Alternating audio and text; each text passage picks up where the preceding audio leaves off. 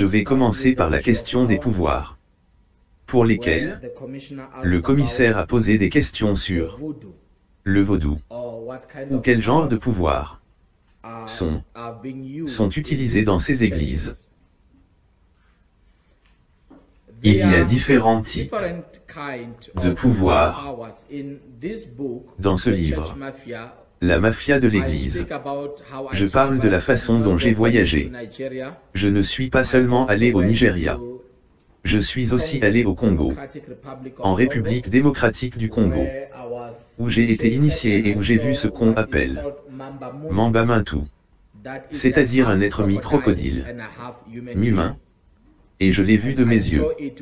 Je n'étais pas ivre. Je n'étais pas sous influence. Je l'ai vu. Il est venu. Nous sommes allés à la rivière. Pendant la nuit. C'était la pleine lune. La lumière qui était là venait de la lune, alors que nous allions dans cette rivière, une île appelée Kongolo en RDC. Une île appelée Kongolo. Et quand nous sommes allés là-bas, il y avait l'homme qui allait m'initier. Il parlait français là-bas. Donc celui qui interprétait pour moi, c'est celui qui m'a emmené là-bas. Nous sommes donc allés dans l'eau et ils ont fait quelques incantations. Et après avoir fait quelques incantations, cet être est venu. Quand vous êtes dans l'eau, vous êtes en mesure de voir pendant la nuit. C'est calme. Vous êtes capable de voir quelques mouvements de loin. L'eau était juste en train d'éclabousser. Il y avait un son. Et je me suis concentré. J'ai vu qu'il venait. Je ne savais pas ce que c'était. Mais ils m'ont dit qu'il appelait le Dieu, qui est à moitié humain et à moitié crocodile. Cette chose est arrivée avec une vitesse très puissante. Vous savez, si une personne nage en tant qu'être humain, vous êtes capable de savoir que c'est un être humain, par la vitesse. Mais celui-là, c'était une vitesse excessive. Il arrivait, et il est venu derrière moi, dans mon dos. Il m'a saisi ici. Je parle de quelque chose que j'ai vu. Maintenant, je pouvais sentir que c'était grand. Et le torse, et la main qui m'a touché ici, ce n'était pas celle d'un être humain. Il m'a baptisé en me mettant dans l'eau. Et après cela, il m'a donné quelque chose comme un œuf, parce que je ne pouvais pas le regarder, parce que j'avais peur.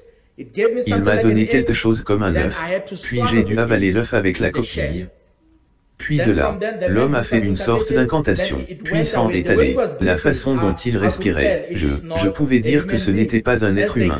Alors qu'on m'en faisait la description, ils m'ont expliqué que c'est un être mi-humain et mi-crocodile.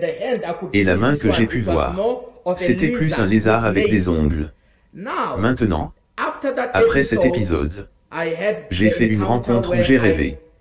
C'était une vision cette fois, où j'ai rêvé que j'étais sous l'eau, et qu'on me donnait des instructions. Donc il y a une manifestation physique, qui est aussi connectée aux rêves. Ainsi, lorsqu'une personne fait des rêves, ils sont liés à la manifestation physique. Pour en revenir à la question du pouvoir, comme je l'ai dit, ces chefs d'église, commissaire Langa, ils acquièrent différents types de pouvoirs. Le pouvoir vaudou est l'un de ces pouvoirs. Et c'est la raison pour laquelle, de nos jours, dans la plupart de ces méga-églises, de leurs pupitres, vous trouverez ce qu'ils appellent de la décoration. Mais ce n'est pas de la décoration. Ils mettent des fruits. Vous savez, quand vous adorez le vaudou, vous pouvez faire vos propres recherches. Ils mettent des fruits pour leur dieu particulier. Là où se trouve le dieu, il doit y avoir ces fruits comme un signe de sacrifice. Donc, sur ce pupitre, ils sont très beaux, mais ils sont entourés de fruits. C'est donc un signe pour montrer et dire, sur ce pupitre se trouve un autel vaudou. Parce que les fruits dans l'église n'ont rien à voir avec l'église. Donc ces fruits-là, ils sont le signe que nous nous sommes sacrifiés. Nous vous donnons ces fruits. Et après le service, ils peuvent dire, tout le monde vient et prend les pommes et les gens vont aller prendre ces pommes. Ils commencent à manger. Mais, ils ne savent pas que ces fruits-là, ils ont été sacrifiés au Dieu, qui est le vaudou. Et, ça ne s'arrête pas là. D'autres vont même jusqu'à utiliser ce qu'on appelle les esprits marins, qui s'appellent les esprits de l'eau. Les esprits de l'eau ont un passé que l'on peut retrouver aussi dans la Bible. Cela vient de loin. Maintenant, cet esprit de l'eau, numéro 1. L'église, où se trouve votre église, doit être à côté de l'eau. Il doit y avoir une rivière, à côté de l'eau, où vous êtes en mesure de prendre les gens pour ce que nous appelons le baptême, mais ce n'est pas le même baptême que celui que Jésus a connu. C'est un baptême occulte. C'est plus une initiation. Donc ils utilisent l'eau, ou la rivière, qui est à côté de l'eau. Ils peuvent même avoir une piscine dans l'église. S'ils ont une piscine dans l'église, tous les membres devront passer par cette eau. S'ils n'ont pas de piscine dans l'église, ils peuvent faire un service spécial, où le pasteur dira « Je viens vous laver les pieds ». Et là, le pasteur dit « Je viens, Dieu m'a dit que je pourrais vous laver les pieds ». Et chaque membre de l'église enlèvera ses chaussures, parce que c'est le royaume marin qui veut influencer l'église. Donc chaque membre de l'église doit passer dans cette eau particulière. Alors le pasteur viendra et vous lavera, il prendra son temps. C'est un homme occupé, mais il doit s'assurer de le faire par lui-même, avec ses propres mains. Vous vous baignez les pieds. C'est ce que nous appelons les pouvoirs marins. Dans d'autres cas, ils utilisent ce qu'ils appellent « fais ce que je dis ». Dans l'esprit, ils m'ont donné une petite corne, elle s'appelait Échaï. C'est un nom nigérian, ça s'appelle Échaï. Maintenant, avec cette corne qu'ils m'ont donnée, ils ont dit, avant que je puisse parler, je devais enrouler un outil particulier sur ma langue avant de monter au pupitre. Donc ils collectent beaucoup de pouvoir.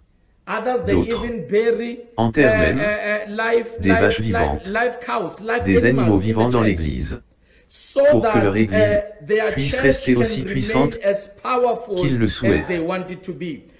Donc assister à de telles églises, cela fait des membres de l'église des victimes de ce genre de pouvoir. Vous allez dans un seul bâtiment, mais vous avez plus de 20 pouvoirs et vous n'en êtes pas conscient. Pourtant, vous êtes celui qui crie le nom de Jésus, alors que vous avez été possédé par de nombreux pouvoirs dans cette église particulière. Et avec ces pouvoirs, ils ne visent qu'un seul objectif, ramener du monde. Tout ce qu'ils veulent, c'est remplir leur église. Alors ils font tout ce qu'ils peuvent pour ces pouvoirs. Et tous ces pouvoirs, comme je l'ai dit plus tôt, ont leurs propres caractéristiques. Certains des pouvoirs, ils ont besoin de sacrifices de sang. C'est la raison pour laquelle d'autres membres vont mourir. Ils pourront être une foule dans cette salle. Ils pourront être une foule dans cette croisade. Mais la vie doit être détruite dans cet environnement particulier. D'autres qui sont proches du pasteur et qui ont, disons, un don particulier, pourront être musiciens, qui sera aimé par les gens de cette église, et qui sera proche du pasteur. Au fil du temps, le musicien pourra avoir un accident. Ainsi, certains membres ont connu une mort prématurée, parce qu'ils font partie du sacrifice que ces puissances recherchent. J'en viens à la question des Sud-Africains. Sommes-nous les seuls à avoir été victimes de ces pratiques? Quand je suis allé au Nigeria, j'ai été choqué de voir comment le monde, spécialement le monde religieux, était dans cet état.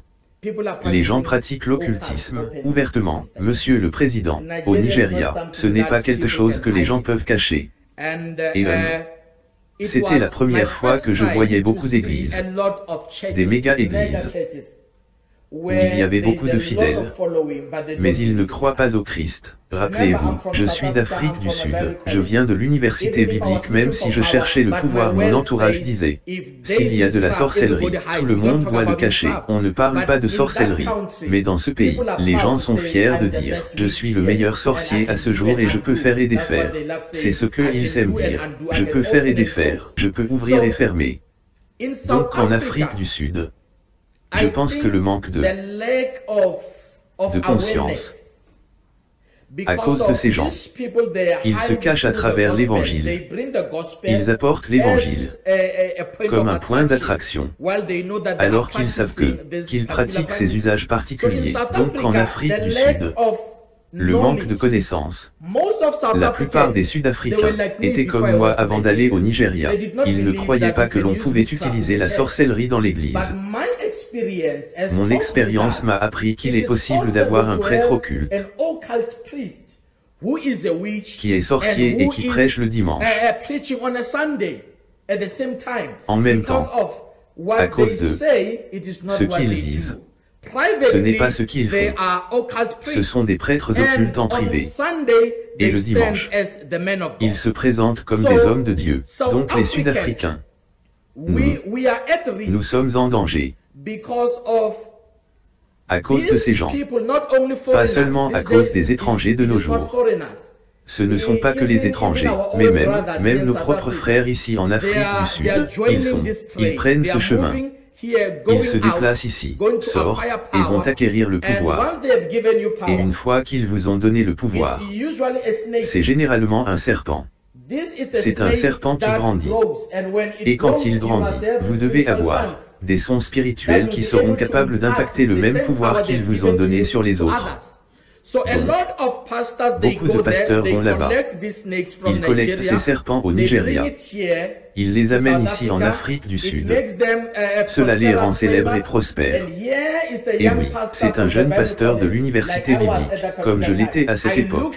Je regarde ce pasteur, je l'ai rejoint. Il m'a donné une partie du serpent, et il est aussi devenu un père spirituel. Une fois cela fait, il faut cibler quelqu'un d'autre.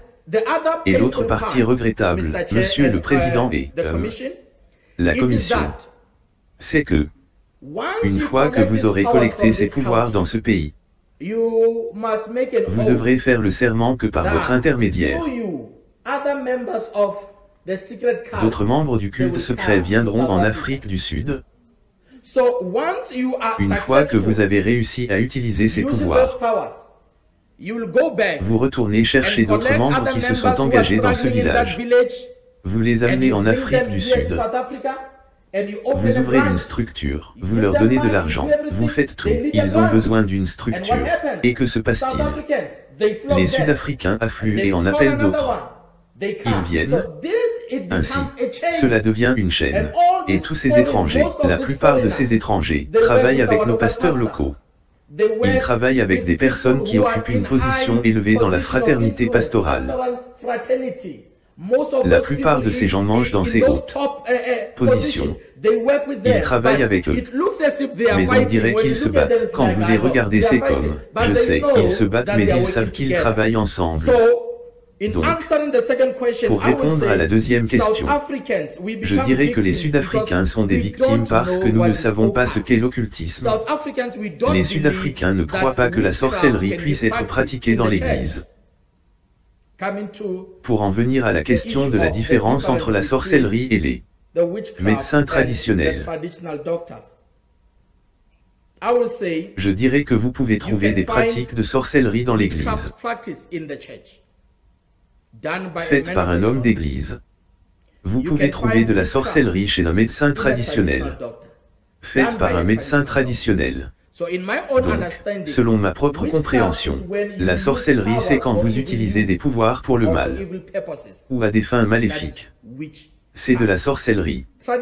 Les médecins traditionnels sont des personnes qui utilisent des méthodes traditionnelles, des méthodes anciennes, des pratiques ancestrales pour faire leurs soins. Mais même dans ce groupe particulier, vous pouvez trouver ceux qui ne dorment pas la nuit, et ils font leurs propres choses.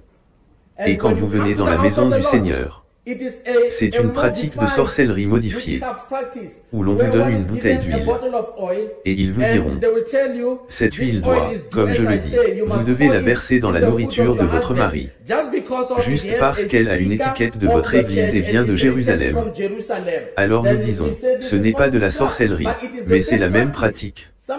Certaines femmes, elles, on leur a dit que pendant la nuit, vers minuit, d'ouvrir cette huile, de parler et d'appeler leur mari, où qu'il soit. Donc ce sont des pratiques de sorcellerie dans l'Église. Merci monsieur.